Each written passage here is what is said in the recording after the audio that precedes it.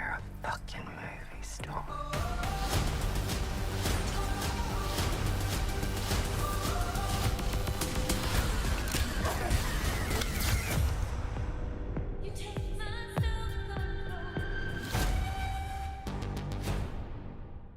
Bonjour à tous, j'espère que vous allez bien.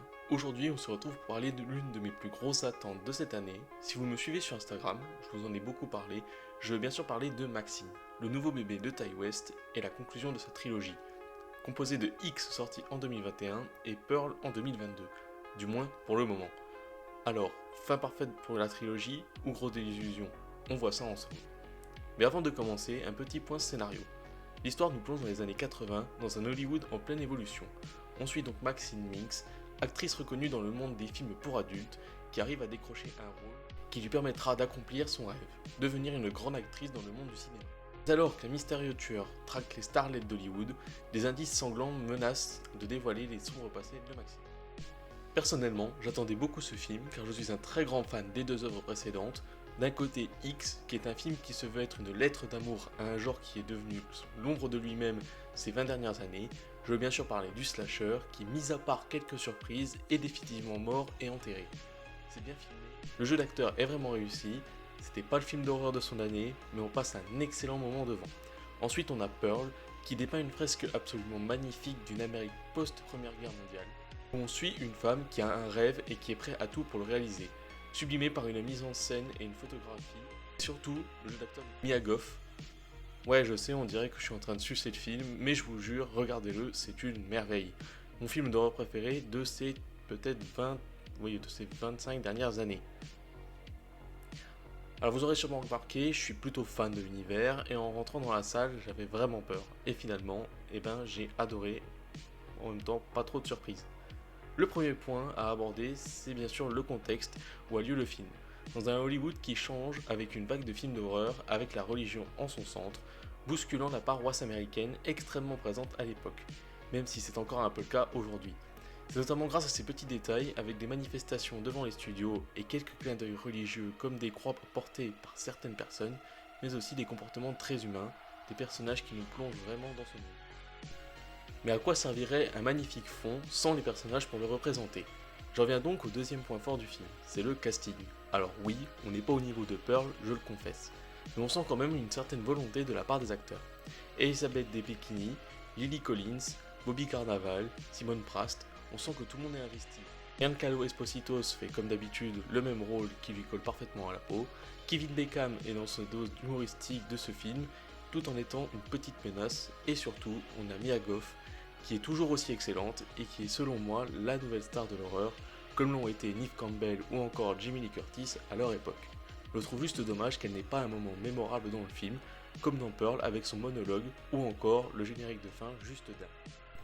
Bon, on a parlé du contexte des personnages, maintenant parlons technique, et ça va aller plus ou moins vite. Niveau photographie, c'est magnifique. Cette ambiance années 80 avec ses rues pleines de néons, ses jeux de lumière, ses jeux de dimension avec les studios hollywoodiens tout simplement gigantesques et les acteurs minuscules à côté, les coins crasseux de Hollywood, bref, tout est là pour l'ambiance.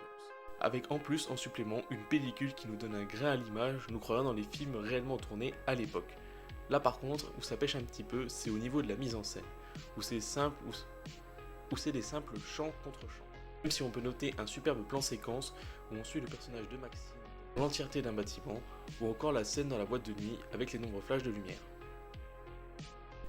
Dans la technique, on a aussi les nombreux effets pratiques mis en place. Étant donné qu'on est dans un film à suspense mais aussi d'horreur, on a forcément le droit à un petit peu de violence et donc de sang.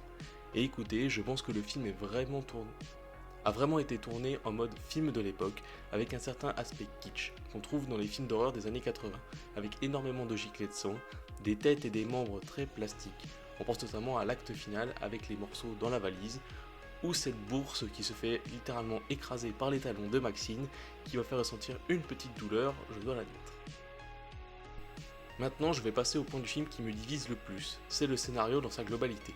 Déjà, le premier problème, et pas des moindres, c'est la facilité qu'on a à savoir qui est l'assassin. Je veux dire, le film commence littéralement avec un enregistrement de Maxine enfant, qui parle à son père, et dans le même monde, qui est lui-même dans le monde du cinéma. Donc forcément, on allait le voir en tant qu'assassin. J'ai aussi un peu de mal avec le délire de la secte. notamment l'acte final que j'ai trouvé très étrange et plutôt déconnecté du film, même si avec le recul, on comprend que c'est évident avec les nombreuses allusions à la religion, notamment les manifs anti-satanisme devant les studios pendant le tournage du film d'horreur. Pour ce qui est de l'arc de Maxine, qui doit comme affronter sa part d'ombre, que ce soit avec ce qui s'est passé quelques années en arrière, événement du film X. D'ailleurs, je voudrais souligner le fait que Ty West n'est pas tombé dans le piège de réaliser une trilogie continue, dans le sens où on est obligé d'avoir vu les films précédents pour comprendre Maxine. On sait qu'elle a eu un traumatisme quelques années en arrière, mais pas obligé d'en savoir plus. C'était pareil pour Pearl, pas besoin d'avoir vu X pour le comprendre le film. Chacune de ces œuvres est indépendante, que ce soit pour leur histoire, leur genre, mais aussi leur ambiance. Une trilogie liée par un seul thème, le rêve d'être une star. Autre sujet un peu méta pour le film, c'est un mini cours d'histoire sur le cinéma de l'époque, avec ses techniques, que ce soit le déroulement des castings, les nombreux décors mis en place pour chaque film pouvant être l'un à côté de l'autre alors qu'ils n'ont pas spécialement de rapport, et un point plus précis sur le moulage de visage. Sinon, on a les sujets de la place de la femme dans le monde du cinéma, qui est en plus considéré comme un individu dans l'incapacité de se défendre, ce qui rend Maxine si unique dans son monde de violence. J'ai quand même quelques regrets au sujet des thèmes abordés, notamment celui de la religion, que je trouve trop brut et qui n'est pas assez creusé, notamment avec le père qui sort de nulle part, avec cette secte qui aurait décidé d'exorciser certaines femmes ayant travaillé du contenu pour adultes pour attirer Maxine et faire de même. Bref, c'est pas vraiment très clair.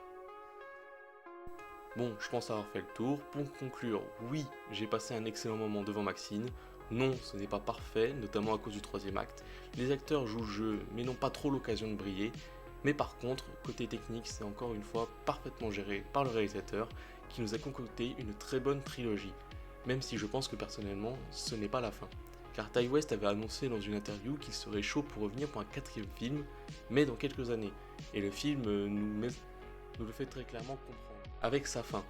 Le film se termine littéralement sur une fausse tête de Maxine, montrant qu'elle a accepté de se faire mouler la tête, et donc d'accepter qui elle est, notamment par sa part d'ombre, mais non seulement son nom affiché en grand comme le panneau d'Hollywood, montrant sa grandeur. Je verrais bien une suite des années plus tard, avec une Maxine qui est sur le toit du monde, et suivre sa chute avec son côté sombre qui ressort pour pouvoir rester au sommet. Mais bon, ne nous précipitons pas. Je vous fais rapidement un petit classement de la trilogie. On commence par X, suivi par Maxime au même niveau, et bien sûr Pearl qui est à un niveau bien au-dessus. Je vous laisse me dire en commentaire qu'avez-vous pensé de ce film et de la trilogie dans son ensemble. Bon, vous connaissez la chanson, like, abonnement, partage et me suivre sur mes différents réseaux. Et en attendant, je vous dis à la prochaine, salut à tous.